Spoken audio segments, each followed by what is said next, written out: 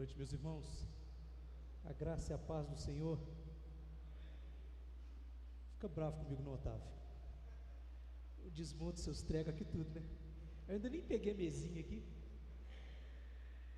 Meus queridos irmãos, é uma felicidade, uma alegria muito grande poder compartilhar da palavra de Deus, sempre em todos os lugares que a gente vai.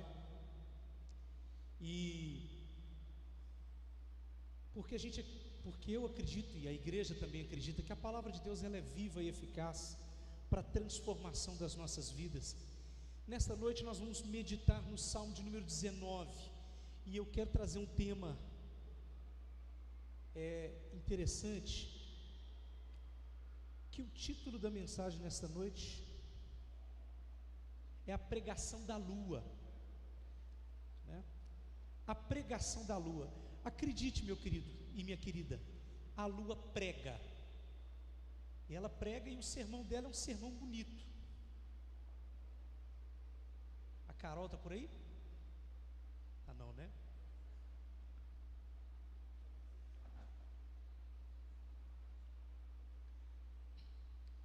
Nós vamos ler inicialmente do versículo 1 até o versículo 7. A palavra de Deus diz assim, vou lendo, os irmãos podem acompanhar aí. Os céus declaram a glória de Deus, o firmamento proclama a obra de suas mãos. Um dia fala disso a outro dia, uma noite o revela a outra noite.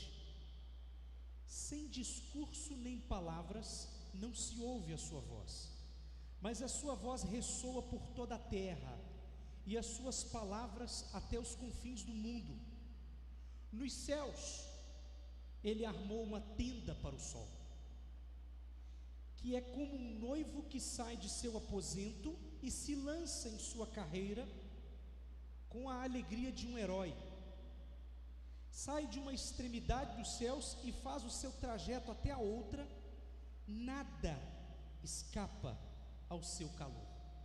É até aí por enquanto, na verdade eu disse 7, mas é até 6, depois a gente vai continuar lendo o texto aí. Vamos orar, meus irmãos, você que está em casa também, Deus possa abençoar a sua vida, e vamos falar com o nosso Senhor neste momento. Pai bendito, Pai amado, em nome de Jesus, Deus, a tua palavra foi lida. Espírito Santo de Deus, nós clamamos, ó Pai, a tua iluminação, clamamos, ó Deus, o teu favor, e buscamos, ó Deus, nesta noite, ó Pai, o direcionamento do Senhor para entendermos as profundidades que preparastes nesse texto, ó Deus, tão belo e que apresenta o nosso Criador. Em nome de Jesus, ó Pai, há de encontro aos corações aqui presentes, que a começar de mim, Deus, todo o coração seja quebrantado e submisso, que todo ouvido, ó Deus, seja neste momento, ó Pai, desobstruído, para que eles possam ouvir, assimilar, e ó Deus, e que os nossos corações venham se render à tua ordem e ao teu comando. Nós oramos, ó Pai, em nome de Jesus.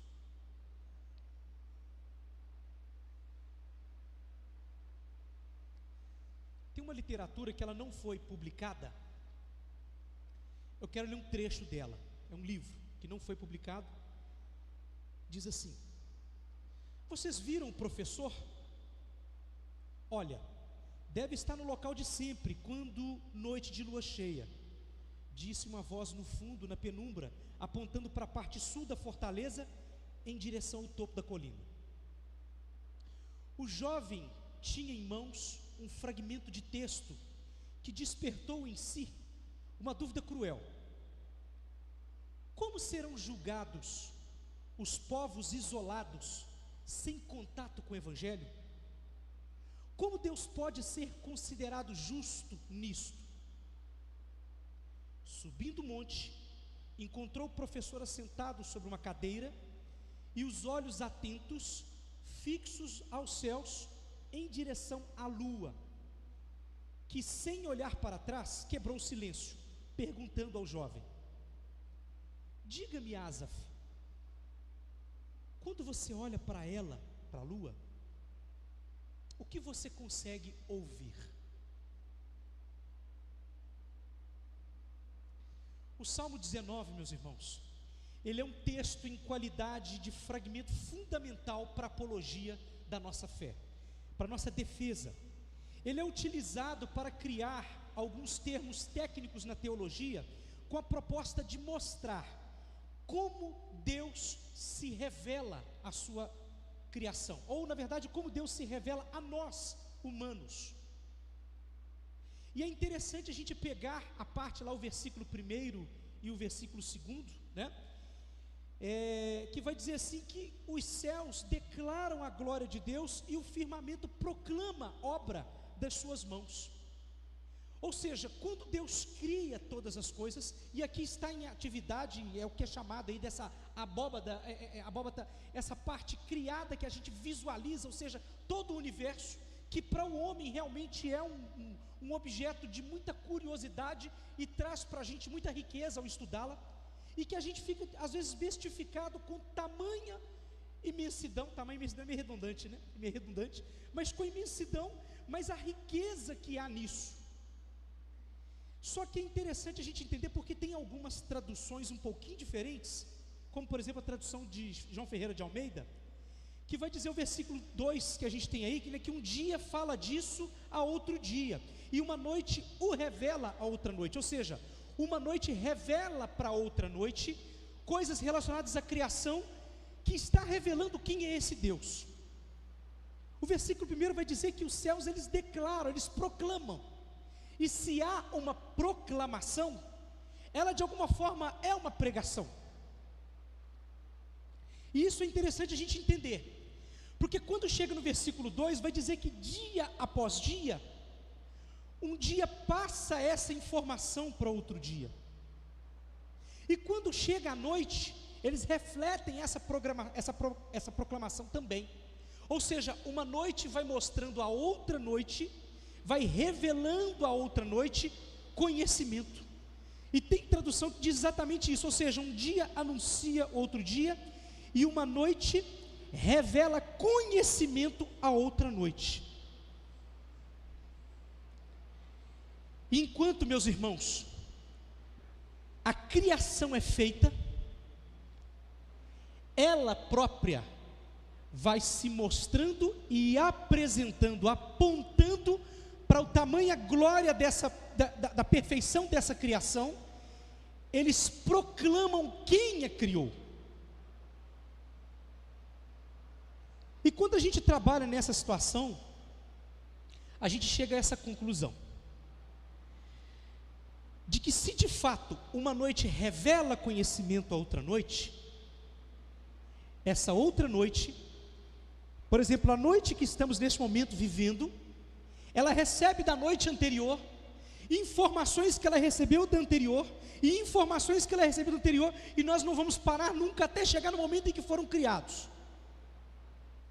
Noite após noite, dia após dia, eles estão declarando que um Deus todo-poderoso, cheio de glória, cheio de magnitude, criou tudo isso daí. E essa criação aponta, eles declaram essa glória do seu Criador, porque é para isso que eles foram criados, para glorificar o seu Criador. Mas o versículo 1 vai dizer que eles proclamam essa glória. E proclama para quem? Qual que é a proposta de Deus ao criar essas coisas? E a gente vai ver de fato que isso constitui uma mensagem para nós, humanos. E o versículo, e o capítulo de número, o Salmo de número 19 inteiro, ele vai trabalhar e vai elaborar isso, que na teologia a gente fala de duas coisas específicas. Uma que a gente chama de revelação geral, e que aqui especificamente vai estar trabalhando com a ideia da revelação natural, ou seja, a natureza. Deus se revela através dela, e logo depois do versículo 7 em diante, ele vai trabalhar com a revelação especial, ou seja, uma revelação escrita. Então Deus vai se revelar dessa forma, na natureza, e também ao mesmo tempo se revela com a parte escrita. Na parte geral, na natureza, Deus se revela com a sua criação, a providência, o sustento dela, e no próprio homem também ele acaba se revelando. Ou seja, quando ele cria a natureza e o homem, ele coloca ali a sua digital. É isso que a palavra de Deus está dizendo no versículo 1. Que quando Deus cria, Ele coloca na criação o seu cartão de visita, para que as pessoas reconheçam de que há algo muito especial nisso. Mas em determinado momento a gente entende, quando a gente lê na Bíblia, que há uma necessidade de uma revelação um pouco mais inteligível, ou seja, a linguagem do próprio homem. Então ele se revela da forma escrita. Enquanto a revelação natural ela é para os olhos, para a nossa contemplação, a revelação escrita é para os nossos ouvidos, para o nosso coração, para a nossa alma e para o nosso espírito. Tudo bem, Anderson, mas o que a lua tem a ver com isso? Se a gente entende que a lua recebe do sol essa fonte de luz e ela ilumina a terra, né? Ou seja, o sol ilumina a terra durante o dia, e ela reflete durante a noite a luz do sol na lua e de alguma forma ilumina a terra, existem consequências dessa mensagem para nós. Trata da criação celeste se tornando mais visível à noite. Não é muito difícil de entender isso. Com muita dificuldade o homem tem condições de olhar para o céu durante o dia, tamanha força da iluminação do sol, e tentar contemplar, por exemplo, estrelas.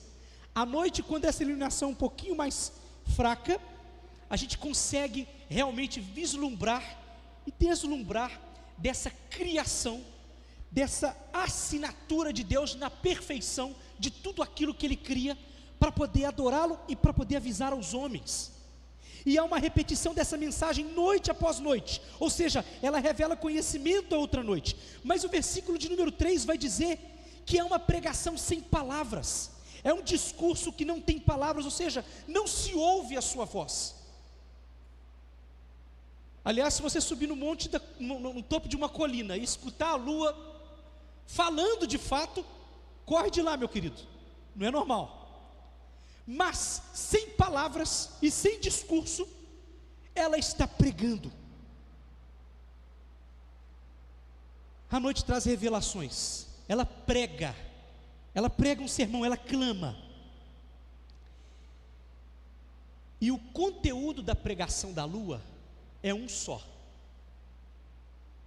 os homens precisam saber, os homens precisam conhecer. Basicamente, o sermão que a lua prega tem duas aplicações, tem dois tópicos, se resume em dois assuntos específicos. Primeiro, de que Deus existe, e segundo, os homens o rejeitam. Deus se revela ao mundo, aos homens, mas os homens não aceitam o seu testemunho. É exatamente isso que o Salmo está dizendo.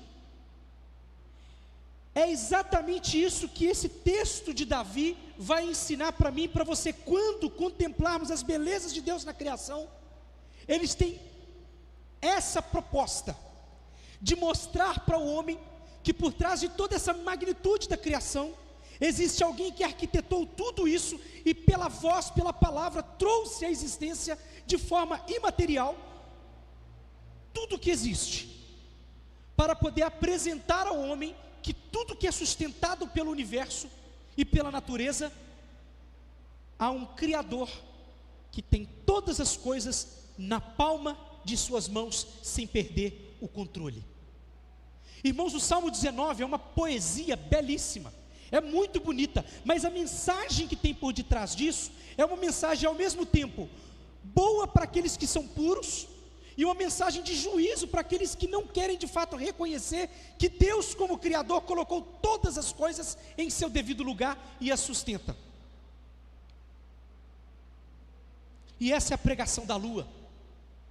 Deus se revela ao mundo, mas os humanos rejeitam Deus. Eles não querem aceitar que a criação reflete essa identidade do seu Criador. Ao mesmo tempo, procuram respostas para os seus anseios, mas sempre rejeitando de que o seu Senhor, de que o seu Criador existe e governa todas as coisas. Deus coloca, irmãos, a sua digital, sua marca, sua apresentação aos homens através da coisa criada. O propósito de Deus é que toda criatura saiba quem Deus é. Ele é criador, Ele é sustentador, Ele é provedor e Ele é o resgatador, ou o seu salvador, o seu cuidador. E é interessante porque o texto continua, né? Ele vai utilizar a figura do sol, que é o astro da nossa parte aqui mais próxima, mais percebido pelos humanos. E ele tem um papel fundamental nessa mensagem de apresentação. O que o versículo vai dizer? O versículo de número 3 em diante, 4 em diante, vai dizer assim, olha: nos céus, ele armou uma tenda para o sol, que é como o noivo que sai do seu aposento e se lança em sua carreira com a alegria de um herói, sai de uma extremidade até a outra, nada escapa ao seu calor. Olha a responsabilidade do sol, meus irmãos. Cada estrela criada, cada planeta, cada coisa que a gente consegue visualizar a olho nu, ou com a ajuda de aparelhos, todos eles têm a sua responsabilidade de transferir a glória da criação a um ser poderoso. Mas quando chega na figura do sol, ele toma realmente um destaque. E que destaque é esse? Ele vai utilizar a figura de um noivo, dentro da cultura deles ali, de Davi, quando escreveu, até mesmo da cultura judaica. Ele vai dizer assim, olha, no final do trajeto, Deus colocou uma tenda para o sol. E o sol sai todos os dias de um lado para o outro, e quando ele sai na figura de um noivo. Como é que funciona isso daí? Ele ainda mostra o sentimento do noivo, alguém que sai com toda força, muito apaixonado, dos seus aposentos até o aposento da sua amada, para de alguma forma pedi-la em casamento para o seu pai. E é interessante aqui que ele vai com a alegria de um herói. Que responsabilidade, o que isso fala comigo?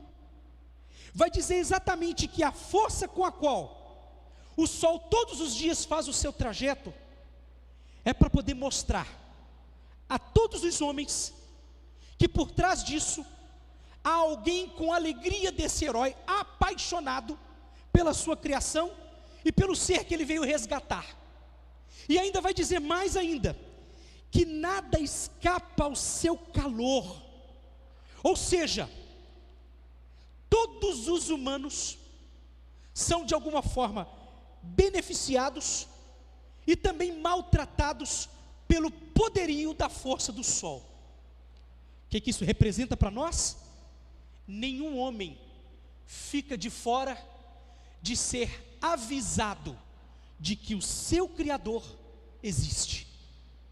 Nenhum homem fica de fora desse calor que pode maltratar ou beneficiar um sujeito. Mas de alguma forma todos os homens estão recebendo essa mensagem. E aí, meus irmãos, toda a criação prega. Os astros pregam, o sol prega, a lua prega. Anderson, por que você escolheu logo a lua para poder pregar? Não sei, fica mais romântico, talvez fique mais bonito, porque realmente quando a gente trabalha essa imensidão da noite, e a gente consegue olhar para as estrelas, consegue olhar para a criação, não tem como não chegar a uma conclusão de que alguém criou isso de uma forma fenomenal, de uma forma poderosa, e que de alguma forma sustenta. Então o aviso está dado. Os céus declaram a glória de Deus, o firmamento anuncia, proclama que esse Deus existe, que esse Deus governa. Um dia vai passando para o outro dia essa informação. A cada noite, uma noite passa de uma noite para outra, revelando o que? Conhecimento. Que conhecimento? O conhecimento que Deus deixou aos homens para poder mostrar que Ele existe. Nada escapa ao seu calor. Só que aí, meus queridos, tem um texto muito conhecido e muito usado, que todas as vezes que a gente trabalha para poder tentar entender o Salmo de número 19, Esse texto também é utilizado lá no Novo Testamento, em Paulo, Romanos capítulo 1, versículo 18 até 21, coloca para a gente aí, Ana, por gentileza, Romanos 1, de 18 até 21, esse texto, ele faz um paralelo com o Salmo 19, que ele vai explicar a pregação da lua. Por que é que Deus está dizendo o tempo todo, humanos, eu os criei, e os homens de fato não aceitam o testemunho de Deus? Romanos 1, 18 até 21 ou 22, vai dizer assim: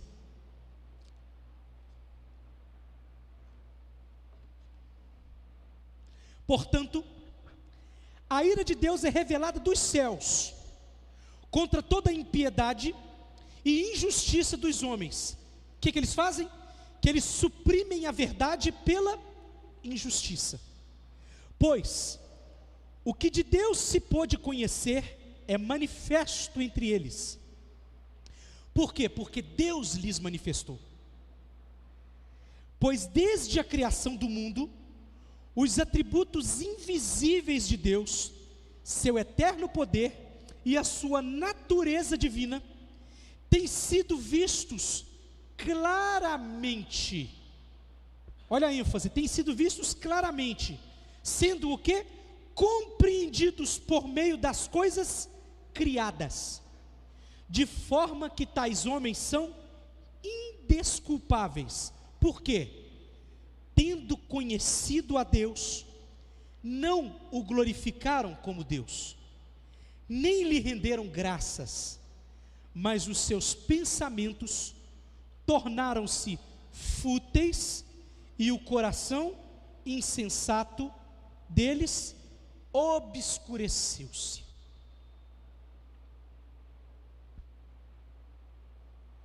Essa é a resposta dos homens, com uma natureza caída, pelo pecado herdado em Adão. É a resposta que todo humano entrega a Deus, em gratidão ou ingratidão, às coisas criadas. E aí é interessante, meus irmãos, a gente entender algumas verdades. Deixa eu colocar uma verdade bem clara no coração dos irmãos essa noite. Através das coisas criadas, é como se Deus preparasse o Evangelho para o mundo, mas também prepara o mundo para o Evangelho. Vou dizer de novo, Deus preparou o Evangelho para o mundo, mas também preparou o mundo para receber esse Evangelho. Eu me recordo quando eu tinha o começo da minha caminhada, e uma discussão aconteceu na igreja onde eu era membro, e aquelas discussões saudáveis para a gente poder tentar entender, né? Uma pessoa disse, falou, olha, uma dúvida antiga isso, que até faz parte desse texto que eu li no comecinho. O índiozinho isolado, como ele pode ser salvo? Como é que isso pode ser possível? Ou seja, Deus estaria sendo injusto com eles? Porque existem muitas civilizações por aí espalhadas, e as pessoas de alguma forma acham que Deus é injusto pelo fato do Evangelho não terem chegado até eles, e de alguma forma eles morrem sem salvação. É realmente uma pergunta muito difícil de responder, porque às vezes a gente não quer aceitar a força da resposta, a profundidade da resposta, e isso faz com que cada um de nós aqui seja muito privilegiado, por estar em um local onde o Evangelho chegou até os nossos corações. Mas a grande verdade, queridos, é que uma vez apresentada a criação, Deus se revela nela. Deus se revela na criação. Está dizendo assim, olha, pois desde a criação do mundo, os atributos invisíveis de Deus, aquilo tudo que faz a representação de Deus, tudo aquilo que Deus é, de forma que a gente não consegue enxergar, tudo isso está revelado na criação. Seu eterno poder e a sua natureza divina. E aí o texto vai dizer em Paulo que eles são vistos claramente, sendo o quê? Sendo compreendidos por meio das coisas criadas, de forma que o quê? Olha a resposta aí, tais homens são indesculpáveis. Indesculpáveis. Meus queridos, Deus deixou em muitas civilizações alguns testemunhos, e tem alguns realmente que intrigam a gente. Tem um evangelista e teólogo chamado Don Richardson, que ele, em alguns escritos dele, ele foi missionário, ele é um canadense, que ele foi missionário em algumas tribos afastadas da África, e ele escreve alguns relatos pelos locais onde ele passou, e de pesquisas que ele fez, intrigado com algumas experiências que ele teve, de um evangelho que teve muita aceitação entre povos afastados, de forma que havia uma certa semelhança em relação ao que eles acreditavam, e até coisas que eles traziam dos seus ancestrais. Eu vou contar uma historinha para os irmãos, uma específica. Os povos incas, América, em contexto muito anterior do seu descobrimento, já existia ali um povo e uma civilização muito avançada. E o que aconteceu, meus irmãos? Em determinado momento, o seu rei, o seu imperador, ele faz as suas reflexões, e ele chega em determinado momento a uma conclusão. O Deus que era adorado lá era o Deus Sol. Ele faz uma conclusão interessante, presta atenção nisso para os irmãos poderem ver. Ele chega a uma conclusão de que não se compensava, não era correto, não era certo adorar o Sol. Estou resumindo bastante aqui a história. E em determinado momento, ele chama os sacerdotes do Sol, do Deus Sol, e faz algumas perguntas para eles, pedindo explicações que não foram convencidas, e o rei resolve baixar um decreto no seu império, no meio dos incas. E a conclusão do rei é que o Deus que deveria ser adorado era um Deus que trouxesse muito mais respostas aos anseios dos homens, às coisas da criação, e que tivesse realmente um poder não tão monótono quanto o sol, que vai de um lugar, vai para o outro, que qualquer nuvenzinha cobre a sua sombra, ou faz a sombra, vocês vão entender, faz sombra, né? E de alguma forma, meus irmãos, é achado no meio dos escritos incas, uma declaração de fé, e essa declaração de fé, ela é extremamente parecida com a declaração de fé que nós cristãos fazemos do nosso Deus. Abre aspas. O sumo rei, aí o nome dele aqui, Pachacute, ou Pachacute, chega a uma conclusão de que não deveria adorar o sol. Antes, passaram a adorar o Criador de todas as coisas, que eles deram o nome de Viracocha,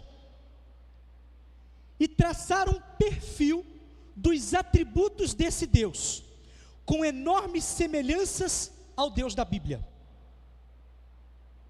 Pachacute reavivou a seguir a memória de seus súditos da classe superior quanto ao onipotente Viracocha, ou seja, o Deus Criador. Agora que abre aspas, tá, irmãos? Palavra deles. Ele é antigo, remoto, supremo e não criado. Também não necessita da satisfação vulgar de uma consorte. Ele se manifesta como uma trindade quando assim o deseja. Caso contrário, apenas guerreiros e arcanjos celestiais rodeiam a sua solidão. Ele criou todos os povos com a sua palavra, assim como todos os espíritos. Ele é o destino do homem, ordenando os seus dias e sustentando-o. É, na verdade, o princípio da vida, pois aquece os seres humanos através de seu filho criado. E aí dá o nome de um filho de Punchal. É ele quem traz a paz e a ordem, e abençoado em seu próprio ser, e tem piedade da miséria humana. Só Ele julga e absolve os homens, capacitando-os a combater suas tendências perversas.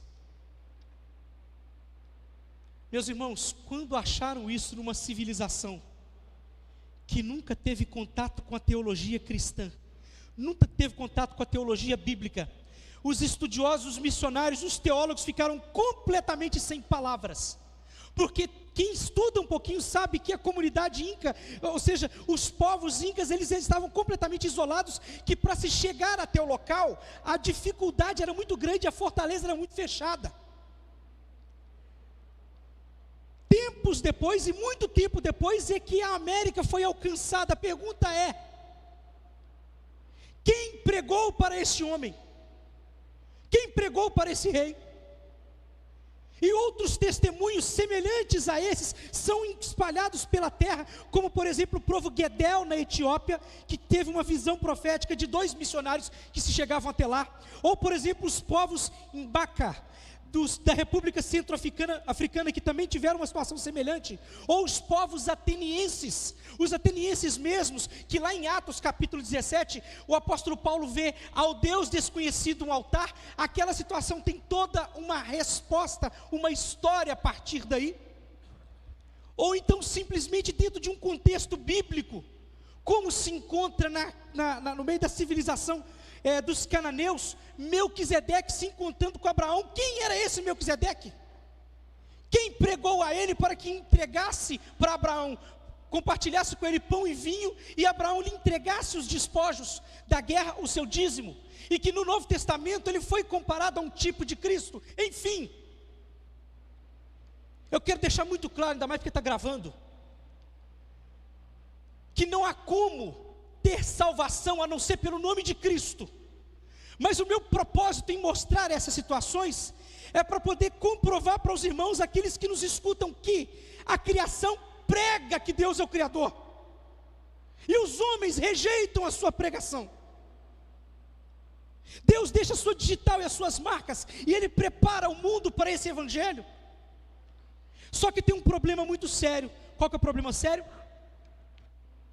A supressão, o comportamento do homem, a reação do homem a essa mensagem de Deus, o comportamento humano diante da revelação de Deus através da natureza. A lua vem pregando então que Deus é o Criador, que Ele existe e que Ele está se apresentando à humanidade. Mas qual que é a reação do homem? Do homem perverso? É suprimir a verdade. Há um comportamento de supressão, ou seja, esconder a verdade, rejeitá-la, substituí-la, ressignificá-la, enfim. Tal comportamento é ocasionado por causa do pecado que há no coração do homem, que tornou o homem contra Deus, que tornou o homem contra a vontade de Deus, que tornou o homem realmente a fazer todas as coisas que Deus não aprova. E a consequência do pecado no coração do homem é tentar suprimir essa voz, que dia após dia se apresenta na criação, para poder falar com Ele. Fala: eu existo, eu sustento todas as coisas. Mas o homem rejeita, o homem suprime, que é o que o apóstolo Paulo vai dizer. Tal entendimento é ocultado por Satanás. 2 Coríntios 4,4 vai dizer que o Deus desse século cegou o entendimento dos povos para que eles não crescem. Apenas uma ação de libertação dada pela pregação através do Espírito de Deus pode ocasionar a pessoa a enxergar o perigo real espiritual que ronda o fato de eu trocar a verdade de um Deus por mentiras. Porque é isso que os homens fazem. Eles não aceitam a criação e começam a encontrar respostas para todas as coisas criadas, e não consideram a possibilidade de um Deus criador, por mais escancarado que seja o cartão de visita de Deus. Irmãos, os homens estão determinados a não acreditar. Eles estão determinados. Salmos 14, versículo 1 vai dizer assim: olha, diz o tolo em seu coração, Deus não existe. Sabe o que significa isso? É a pregação do homem para ele mesmo. Enquanto a criação prega, o sol prega, as estrelas pregam, as galáxias, enfim, o nome que você quiser dar, até onde você conseguir ir. Enquanto a lua prega, Deus existe, o homem está dizendo para si mesmo, não, Deus não existe. Essa é a pregação do incrédulo. O incrédulo está pregando para o seu próprio coração: Deus não existe, eu não aceito, porque se eu aceitar a existência de um Deus, eu vou me igualar a pessoas que não são intelectuais, eu vou me igualar às pessoas que de fato vivem aquela vida de piedade e se martirizam para poder levar uma vida de tanto sacrifício, sustentando uma santidade. Eu vou ter que corrigir os meus erros, eu vou ter que mudar o meu caminho, enfim. É fácil para eu poder não acreditar do que a possibilidade de eu acreditar e ter que mudar de vida. Os homens estão determinados a não acreditar. Só que tem um problema, meus irmãos. A consequência dessa supressão, a consequência dessa reação dos homens à criação, à pregação da criação. O versículo de número lá do texto de Romanos 18, versículo 18, já começa com isso. Portanto, a ira de Deus é revelada dos céus contra toda a impiedade e a injustiça dos homens que suprimem essa verdade pela injustiça. Esse é o resultado que o homem recebe pela supressão da verdade. A lua prega, Deus existe. O homem resiste do lado de cá. E há uma contra-reação de Deus do lado de lá. E qual que é a reação? A ira de Deus. Anderson, que raio de ira que é essa? A ira de Deus, ela se apresenta aqui como um juízo. E isso é muito triste, meus irmãos. Deixa eu dar uma definição de ira para que os irmãos entendam. A ira de Deus é a reação a todo efeito destruidor do pecado, qualquer pecado. Se ele não se irasse, presta atenção nisso daqui, se Deus não se irasse, ele seria injusto com ele mesmo. Por quê? Porque ele é santo. E ele seria injusto com o pecador, porque ele merece. Então, quando o pecado acontece, quando os homens rejeitam, automaticamente há uma reação em Deus, que é a sua ira. Agora presta atenção, irmãos, porque há uma diferença, uma distinção muito grande da ira de Deus e da ira dos homens. Não pense que a ira de Deus é semelhante à nossa ira, que quando a gente está furioso, a gente faz tanta doideira, tanta loucura, e que a nossa ira, o momento em que a gente ira, é a nossa intempestividade, a nossa imparcialidade e até mesmo a nossa vingança. A nossa ira, a ira do homem, ela é vingativa. Provérbios 29, versículo 8 vai dizer isso. Porém, a ira de Deus, ela é previsível, ela é coerente e ela é constante. Malaquias 3,6 vai dizer assim, olha, Deus não muda. Então a ira de Deus, ela é sem esse condimento do pecado que nós temos, é exatamente a reação. Aconteceu o pecado, aconteceu a afronta para com o próprio Deus, da mesma hora, pelo fato de Deus ser santo, ele tem um compromisso com a sua própria santidade, de fazer o quê? De ser justo. Então a reação ao pecado acontece. E ele também tem a condição de fazer a justiça à pessoa que está executando o pecado. Por quê? Porque se os que obedecem escapam dessa ira, ele precisa ser justo àqueles que são obedientes. A ira de Deus nos dá 3 informações básicas. Primeiro, ele é justo. Segundo, precisamos crer nele e corrigir a nossa vida. E terceiro, todo o mal, toda mentira é contra Deus.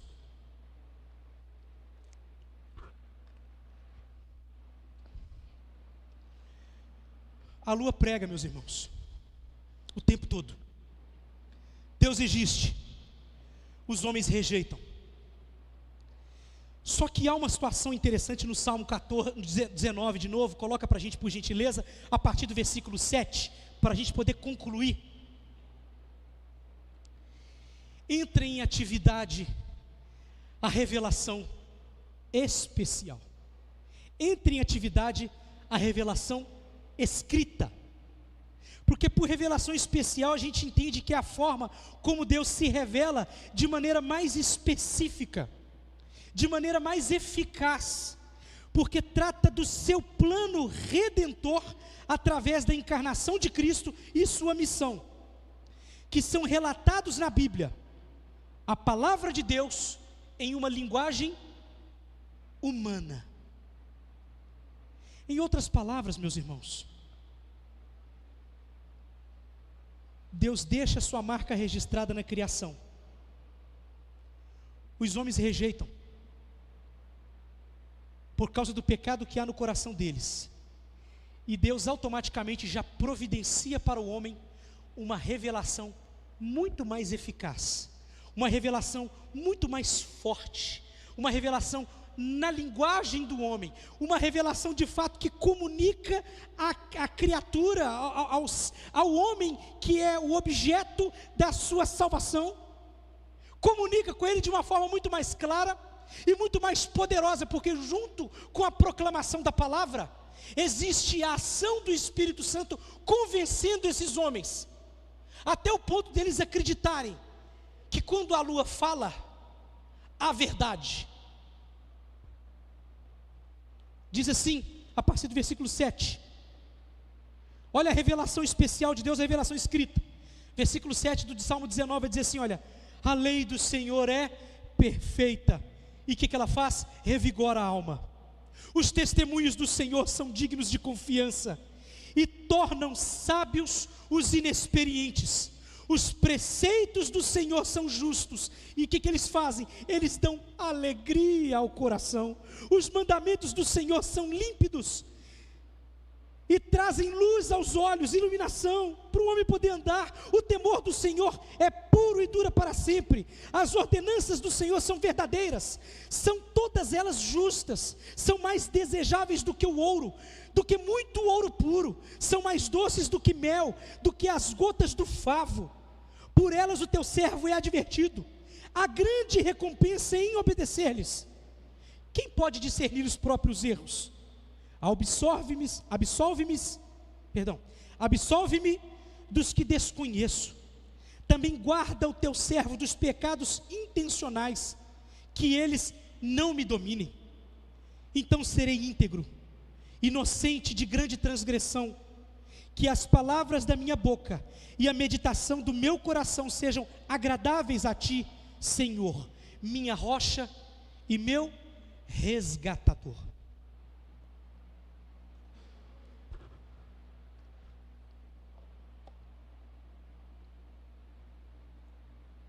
Eu fico tentando imaginar Davi escrevendo. Ele primeiro escreve essa situação da criação, mas logo depois ele passa a revelar o que a palavra de Deus significa de fato para a gente. Então o humano, nós, os homens, os mortais, nós nos encontramos na revelação especial, na revelação escrita de Deus, e ela é suficiente para a nossa subsistência, para a nossa vida, para o nosso sustento. Ele começa a dar esses testemunhos dizendo: olha, primeira coisa, se você estiver em contato com a revelação escrita, ele começa a produzir em nós alguns frutos, e o primeiro deles está dizendo no versículo de número 1, ele traz cura para a alma. Vai dizer assim: a lei do Senhor é perfeita e revigora a alma. O versículo 3 ainda vai dizer assim, olha, dá alegria ao coração. Meus queridos, deixa eu te dizer uma coisa, eu sei que a realidade de cada um é diferente, eu sei que o temperamento de cada um é diferente, mas há uma lei universal, plantada pelo próprio Deus, que ela está à disposição de todo aquele que crê. Quantas pessoas simplesmente precisam ter um contato com as Escrituras para poder provar de uma cura para a sua alma, de revigorar de fato o seu emocional, de revigorar de fato, de deixar realmente suas angústias, as suas dores aos pés do seu Senhor.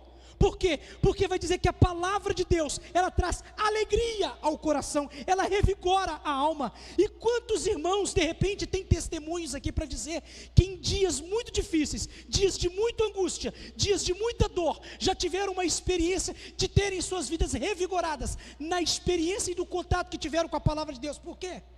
Porque a revelação escrita É como uma espada de dois gumes que penetra o nosso íntimo e divide corpo, espírito e alma. Enfim, ela traz realmente, vai no espaço exatamente onde você precisa, para que o Espírito de Deus possa trazer um trabalho de revigorar o teu interior. Mas para isso é necessário que você tenha contato com a palavra de Deus e conheça. Outra coisa interessante, ela produz amadurecimento, crescimento nele, espiritualidade. O versículo de número 2 vai dizer assim, olha, que a palavra de Deus ela é própria para poder tornar as pessoas que são inexperientes em pessoas sábias. Olha que interessante isso, irmãos. É o oposto que o mundo de fato prega. E como há uma busca da igreja ultimamente por intelectualidade em fontes que levam as pessoas para a ruína, a palavra de Deus vai dizer exatamente o contrário, que se uma pessoa quiser de fato buscar conhecimento, o início das coisas é o temor a Deus. Mas o que a palavra de Deus vai dizer? Uma pessoa que é inexperiente, uma pessoa que começou a sua fé agora, ela passa a se tornar uma pessoa sábia. Irmãos, deixa eu te dizer uma coisa, há uma distinção muito forte, muito clara entre a pessoa ser inteligente, ter conhecimento, e a pessoa ter sabedoria. Existem muitos irmãos que não têm conhecimento acadêmico e são muito mais sábios do que pessoas com PhD. A palavra de Deus traz essa capacidade. Não que ele vai receber conhecimento lá por revelação, não. Cada um que enfia a cara nos livros e vai estudar. Porém, estamos falando de sabedoria. Se há algum conhecimento para ser buscado, esse conhecimento tem que ser o conhecimento de Deus, ou conhecer Deus através das suas sagradas letras. E o que a gente faz? A gente procura realmente, às vezes, a fonte em outro lugar. A gente não aceita, às vezes, uma palavra de uma pessoa humilde. A gente, às vezes, não aceita uma palavra de uma pessoa que não tem um poder acadêmico superior ao meu. E a gente perde a oportunidade de ser abençoado. É a palavra de Deus que tem condições de tornar sábio aquela pessoa que é inexperiente. E aí ele continua. Isso aqui é muito interessante. Ela produz desejo pelo sagrado. Como assim desejo pelo sagrado, Anderson? De uma forma mais intensa do que os interesses pelas coisas deste mundo. Irmãos, boa parte da humanidade, e graças a Deus não vou dizer todos, mas há uma fraqueza nos homens, pela busca de conforto, pela busca do dinheiro, pela busca da riqueza, e às vezes até tentam buscar isso com interpretações erradas da palavra de Deus, com promessas que descem dos púlpitos de uma forma errônea, quando a palavra de Deus está dizendo que quando você tem um contato com a palavra de Deus, você passa a desejar profundamente a espiritualidade, muito mais do que ouro. É interessante porque o salmista vai colocar uma ênfase assim, olha, os preceitos do Senhor são justos e dão alegria ao coração, os mandamentos do Senhor são límpidos e trazem a luz, são mais desejáveis do que o ouro, e aí ele repete assim, olha, do que muito ouro puro. Ele coloca uma ênfase, do que muita riqueza. Quando eu tenho contato com a palavra de Deus, essas coisas começam a se tornar insignificantes. Não estou dizendo que não são necessárias, não estou dizendo que não devem ser buscadas dentro de um equilíbrio, mas se o seu coração, se o seu desejo são para as coisas que este mundo vai levar, mais do que você alcançar uma espiritualidade, está tudo errado. Ele ainda continua dizendo assim, olha,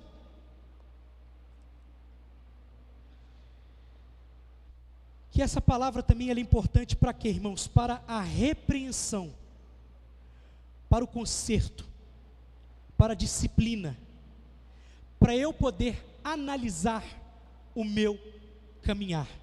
Versículo de número 11. Por ela, pela palavra, o teu servo é advertido. Há grande recompensa em obedecer-lhe.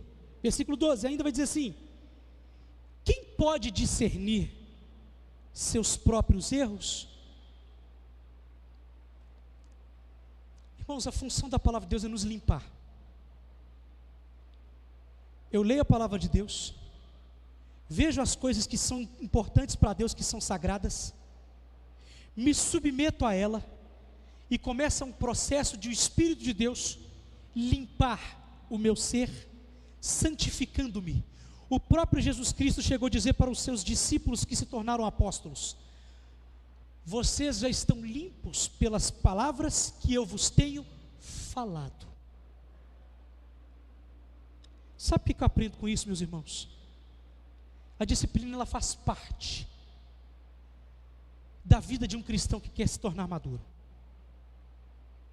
Quando a coisa de fato acontece, a disciplina tem que achar lugar no meu coração.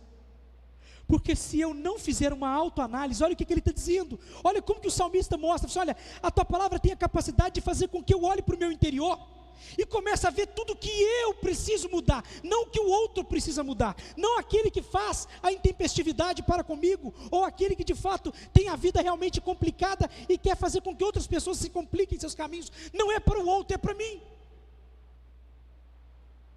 E quando Deus tenta trazer a disciplina para a pessoa, e a pessoa resiste, não há diferença entre ele e o incrédulo nessa atitude. Ou o Espírito de Deus não está na pessoa. Por isso essa autoanálise é importante a cada um. E aceitar a disciplina que vem de Deus é importante para o meu crescimento. Produz exatamente isso, ou seja, repreensão, conserto, disciplina. Quem pode discernir seus próprios erros? Ele ainda chega a dizer assim: olha, absolve-me até mesmo daqueles erros que eu não consigo ver. Mas se de fato eu faço alguma coisa que aborrece o coração de Deus, que Deus possa ter misericórdia da minha vida. Irmãos,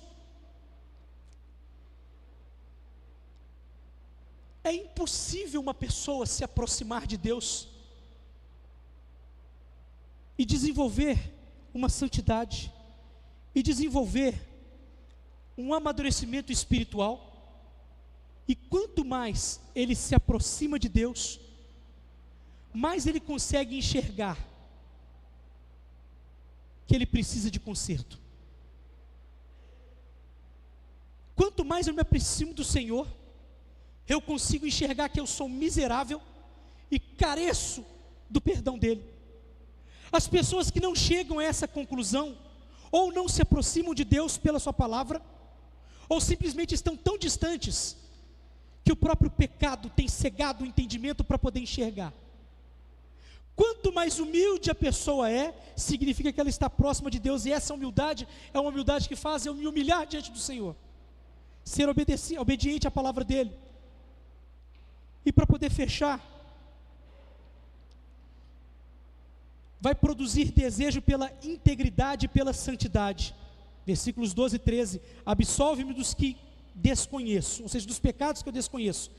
Também guarda o teu servo dos pecados intencionais, que eles não me dominem.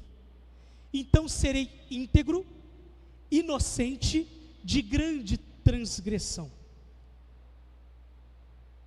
Igreja,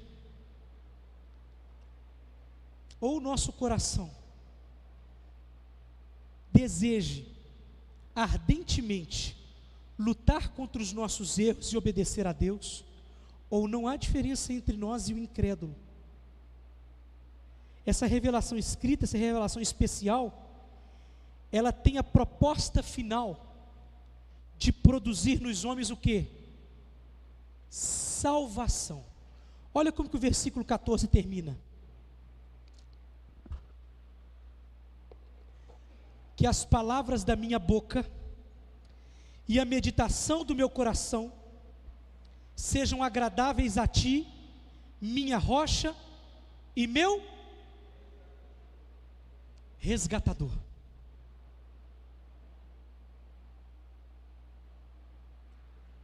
O Davi, o rei Davi, escritor desse salmo, quando ele começa a escrever no começo do salmo, falando que os céus declaram a glória de Deus, ele fala sobre a revelação natural. Ele começa a dizer às pessoas que Deus existe. Os homens rejeitaram. Só que Deus providencia a revelação escrita com uma finalidade: resgatar a humanidade perdida, providenciar salvação, trazer de volta para ele aquele que estava perdido, trazer de volta para ele aquele que de fato caminhava para as trevas e no encontro com a palavra de Deus se rendeu a Cristo e agora deu 180 graus na sua vida e caminha em direção ao seu Criador.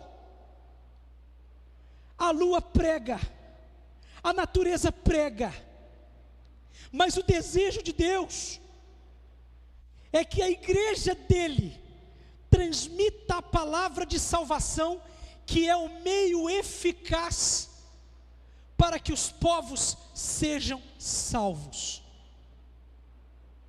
Você que está aqui nessa noite, você que me assiste em casa, saiba que o Senhor entrega a você nesta noite uma chance de você se render a Ele,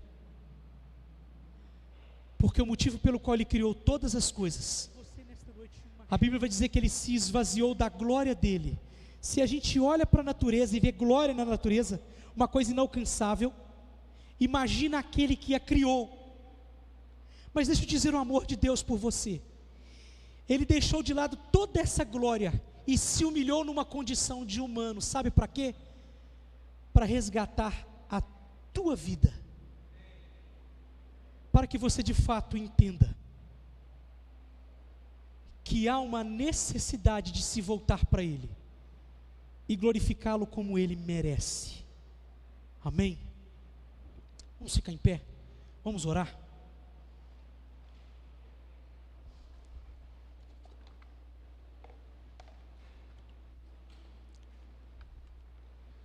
Agora quem está pregando não é mais a lua, não é mais uma revelação natural,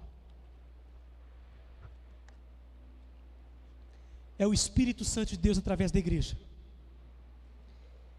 E essa pregação, ela é clara, ela é sincera da parte de Deus, ela é objetiva, e ela é eficaz e suficiente para que os seus ouvidos espirituais sejam abertos, para que seus olhos espirituais sejam abertos. Todos os dias, quando o sol, a luz do sol bater sobre você, lembre-se disso: o Senhor se esvaziou de uma glória muito mais forte do que o sol, para poder vir te buscar, para poder vir te salvar. Feche seus olhos, começa a colocar a tua vida diante do Senhor. Se você porventura nunca fez uma oração de confissão, de arrependimento, de vida e conversão diante de Deus, oh meu querido irmão, minha querida irmã, esta noite é a sua chance.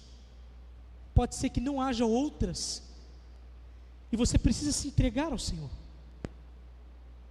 se entregar ao Espírito de Deus, para que tua alma seja revigorada, para que você alcance crescimento espiritual, para que você de fato conheça o Senhor e deseje conhecimento muito mais do que ouro e prata, para que você esqueça da vida anterior, para viver uma nova vida, para que o Espírito de Deus domine o seu ser e modifique o seu modo de falar, o seu modo de agir, o seu modo de vestir, os locais onde você anda, as coisas que você deseja.